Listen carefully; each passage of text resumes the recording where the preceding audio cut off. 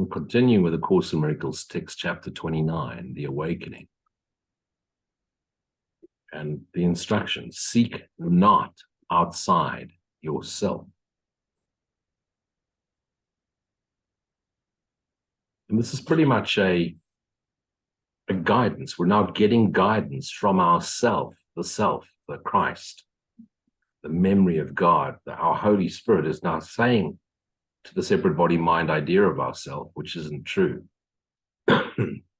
giving us a very clear instruction on how to continue with life as we awaken to the self, as we abide in the self.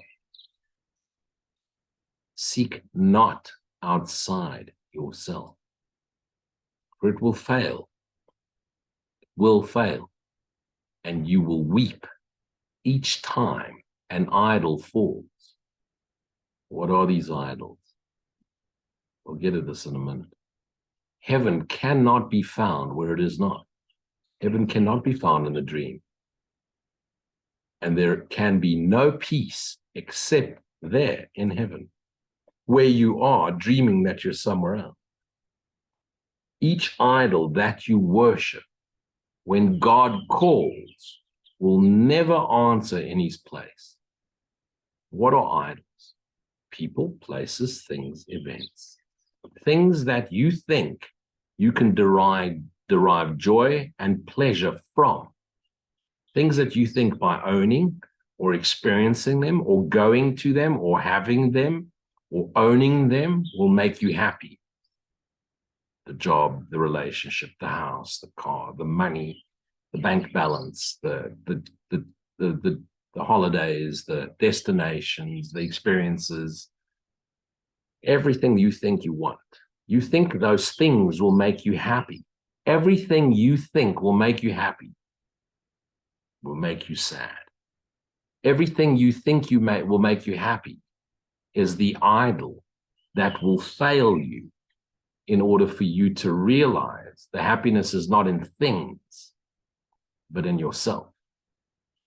And yet all those things that you have or want, if they were expressions of your peace, of your joy, of your passionate, loving nature, it's not the thing that makes you happy. You are happiness itself. So whether it be, let's go extreme, a Ferrari or a little Fiat 500, would matter not. The joy would be in the expression of driving. Whether you be in a relationship with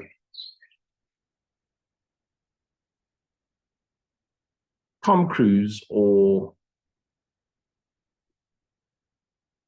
Tom Nobody, matter not. The expression of it would matter. It would be the joyous expression of being.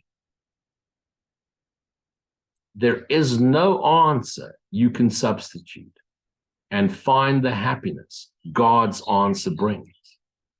Seek not outside yourself. You'll see that this is an instruction played right throughout this chapter. Seek not outside yourself. In other words, turn inward. Be silent.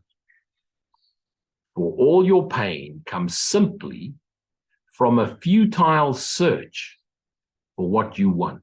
Even the desire to know God, or the desire for enlightenment, or what you think enlightenment or awakening, comes from a search for it, not realizing it's always been in you. Insisting where it must be found, whether it's in this world or in some ashram or some retreat or some Course in Miracles group activity. It's not outside you. You are it. The essence, the life force in you is happiness. The life force inside you is God. God is spirit, and that spirit is the life force in you. Energy. Spirit is energy. What if it is not there? And this is a very, very important question asked. And this, you've heard this one before. Do you prefer that you be right or that you be happy? Which one is it? Happy or right? Be you glad that you are told where happiness abides, and seek no longer elsewhere. Where is happiness? It's within you, because it is your heart. It's the essence of what you are. It's your spirit. Your spirit is pure energy, is pure happiness. What is God? Pure spirit, pure happiness. What is God's extension? Pure spirit, pure happiness. Don't look for it anywhere else. You will fail. It will fail you. But it is given you to know the truth and not to seek for it outside yourself. Where is the truth? Inside you. The truth is inside you. Happiness abides inside you. The truth is happiness. Happiness is truth. Do you think truth is a formula or an explanation? No. Truth is just the joyous lightness of being, happiness. No one who comes here to this illusion, this world, but must still have hope, some lingering illusion or some dream that there is something outside of himself that will bring happiness and peace to him. So every person that incarnates with hope. We love the idea of it. Don't give up hope. Please give up hope. Give up hope. Give up some lingering illusion or fantasy. Give them up. It's not a sacrifice. Giving it up means you sacrifice nothing. Don't hope.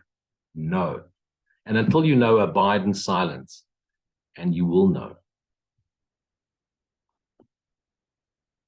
If everything is in you, in him, it cannot be so. Everything is in you. Here it's giving you the true non-dual understanding. The whole universe is in you. How can you find something outside you that'll make you happy when the essence of you is happiness? And the entire universe is actually in your mind.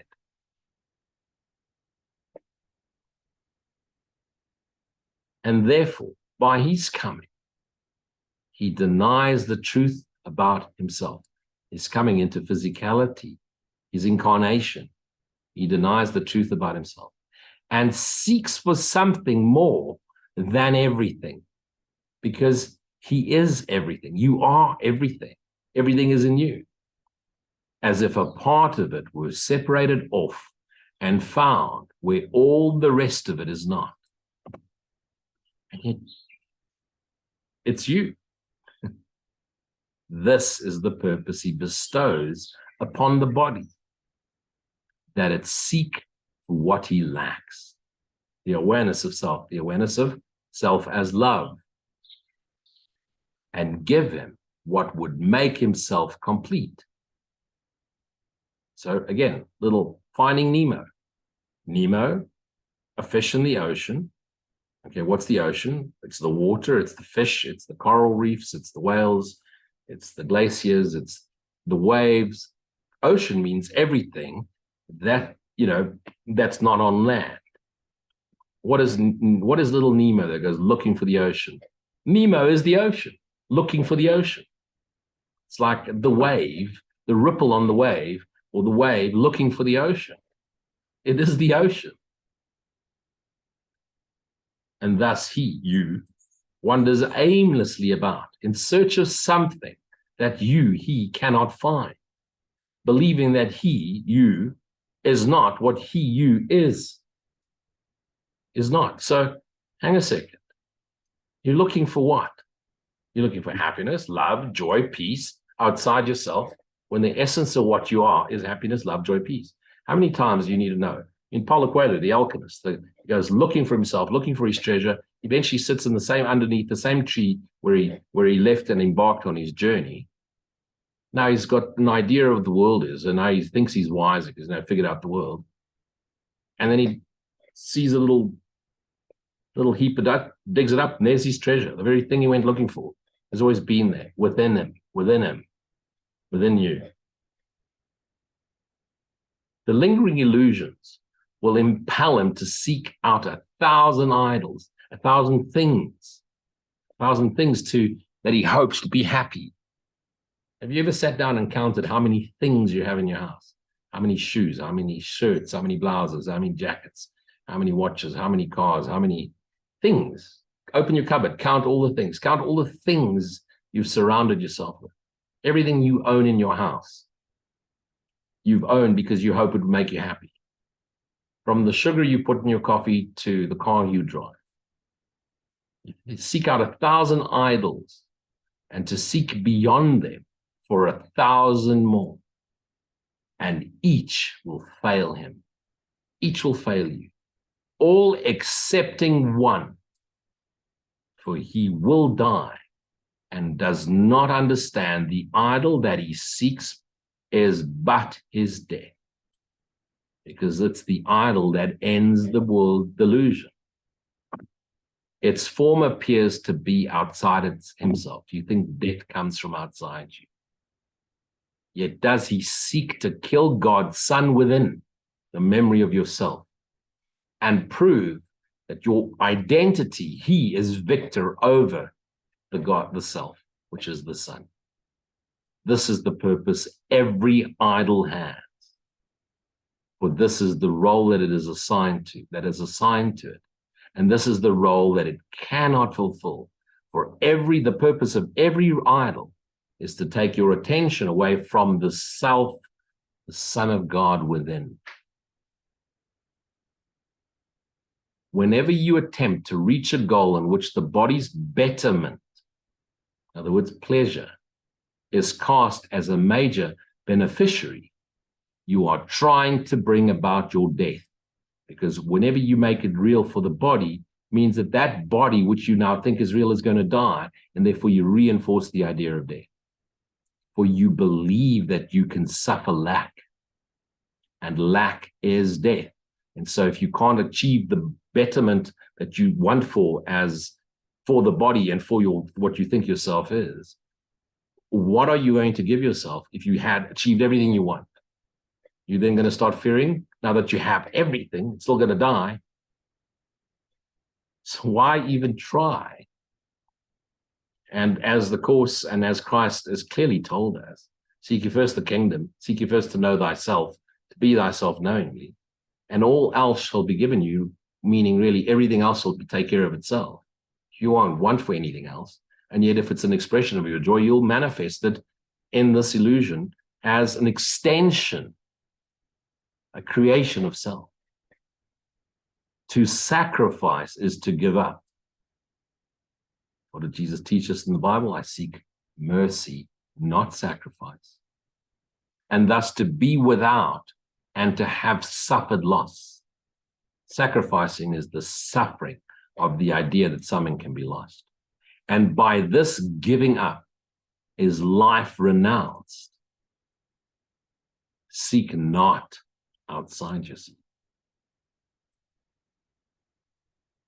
The search implies, when you search, you imply you don't have. And if you don't have, you are not whole within. And fear to look upon your devastation because you realize you're empty. But prefer to seek outside yourself for what you are, because you don't believe you are whole. You don't believe you're complete. You don't believe you're deserving of the love you are. Remember, love is not something you give. Love is not an action, and love is not but something you give to someone.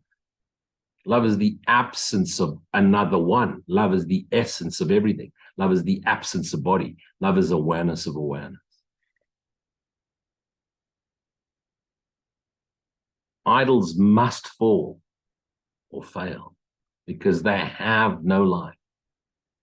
Because you've assigned them a role. And what is lifeless is a sign of death. So think of the typical little idol of a deity. It's lifeless. But don't only just think of that little idol of the deity as an idol. Everything you've assigned and assigned the role of happiness in your life, of fulfilling you, becomes and your obstacle to peace in actual fact, because it will fall and you'll be disappointed, disillusioned. But again, I'm saying don't go and give up your things now. Don't give up anything. Because the minute you give it up, you've made it real and then you want to toss it away. But don't attach to it either, making it real and try hang on to it. So never say my car, say the car. Don't say my fridge, the fridge. Don't say my lunch, the lunch. Don't personify.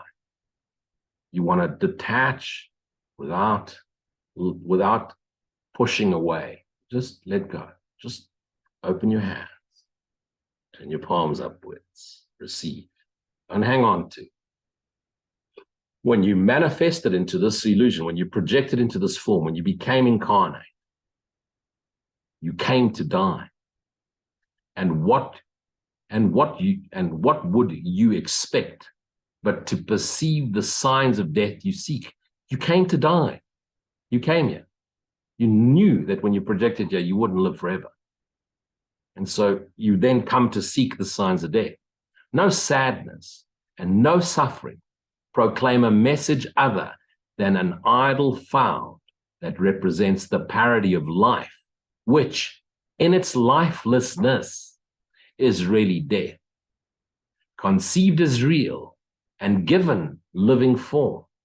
Yet each must fail and crumble and decay, because a form of death cannot be life, and what is sacrificed cannot be whole. Vital. Read this one again, listen to this one again. Press pause, rewind, play. All idols of this world were made to keep the truth within you from being known to you, and to maintain allegiance to a dream that you must find what is outside yourself to be complete and happy.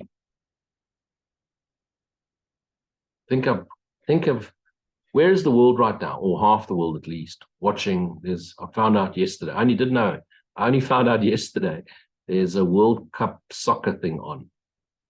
Don't be surprised. I was with a bunch of men this whole weekend. We went riding our motorcycles. None of us even thought of switching a television on. The world of motorcycling, I'm sure they are, but not this group. We weren't interested in soccer, football, whatever you want to call it. I have no idea what you call it. One with the round ball. Yet to some people, it's life and death. They get so angry when their team loses. Those are idols. Political situation, those are idols. Special love relationship, you've turned the other person into an idol. People, places, things, and events, cars, motorcycles, stuff that you think is going to make you happy.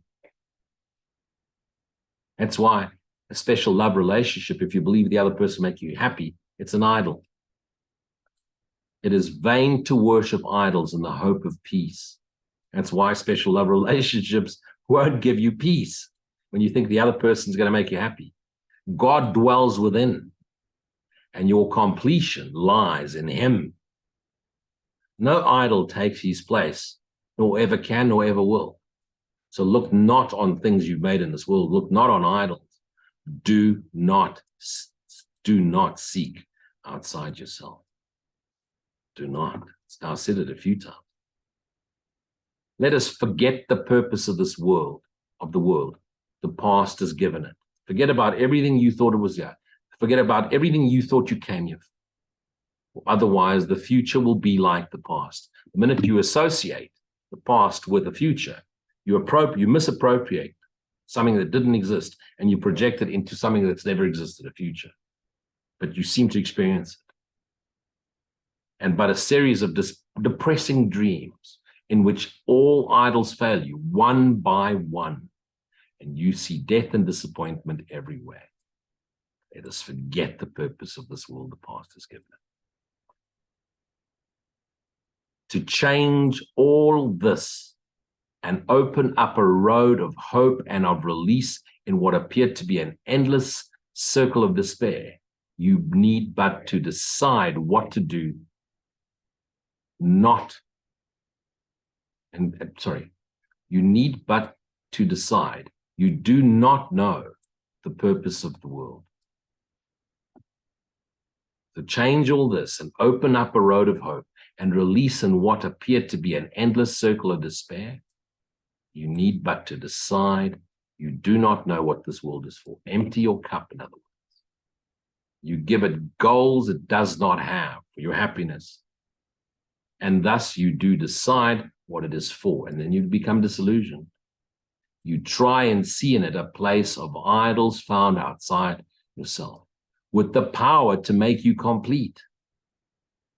Okay, with the power to make complete what is within, already complete, by splitting what you are between the two, between what makes you complete and the idol that you search for, between the two.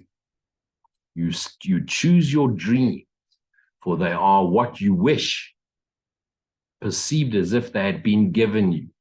And that's why a lot of people say, but God spoke to me. God said I should have this. God perceived as if it had been given you. God has never spoken a word. Your idols do what you would have them do. They have the power you ascribe to them. And if they have the power you've given them, they also have the power to hurt you. And you pursue them vainly in your dream because you want their power as your own, not realizing you created it and projected it outwards. It's all you. Yet where are dreams but in a mind asleep? And can a dream succeed in making real the picture it projects outside itself? Save time, my brother. Learn what time is for. Time is there to realize there is no time and that you've never left your Father's kingdom. And speed the end of idols. In a world made sad and sick by seeing idols there, speed the end of idols. Your holy mind is altar unto God. Holy mind is awareness of being awareness. And where is and where he is, no idols can abide. So if God is omnipresent, where are the idols? Where is this universe? Where are the things that make us happy? They don't exist. They just appear in our dream, which doesn't actually exist. It's just a dream. The fear of God is but the fear of loss of idols, because we hate the idea of losing our body, because our body is an idol too, and other bodies, and all the things we've gained for pleasure. It is not the fear of loss of your reality, but you have made of your reality an idol, which you must protect against against the light of truth. And how have you made your body into an idol? Because you've given it an idea, an entity, a name, a role, a responsibility, and all the other qualities you ascribe to it. And thus you are an idol seeking for idols. The body mind is an idol. And all the world becomes the means by which this idol can be saved. And therefore salvation thus appears to threaten life and offer death. Salvation thus appears to threaten life and offer death. But it is not so. It just appears so. Salvation seeks to prove there is no death. What dies never existed. What appears to die never existed. You are spirit, infinitely free. And only life exists. Life is God, and you are the extension of life as well. The sacrifice of death is nothing lost. An idol cannot take the place of God. Let God remind you of his love for you, because you are his love. And do not seek to drown his voice in chants of deep despair to idols of yourself, the failing ones especially. Seek not outside your Father for your hope. So seek not outside yourself. And therefore seek not outside your Father, because yourself exists and is an extension of God, our Father. For hope of happiness is not despair. So the only thing one can ever hope for is the realization that we change hope for faith. Faith in what? In the essence of life within ourselves. I am spirit and I abide in God. God is spirit and God abides in me. And this, through this silent stillness and abiding in total gratitude, the hope replaces the faith, becomes the knowing of ourself as that which is the eternal extension of the love of God. God is love, and we are the extension of love. We are love itself. The self, the Christ, is one with the Father, and therefore one with love, now and eternally. And so be it.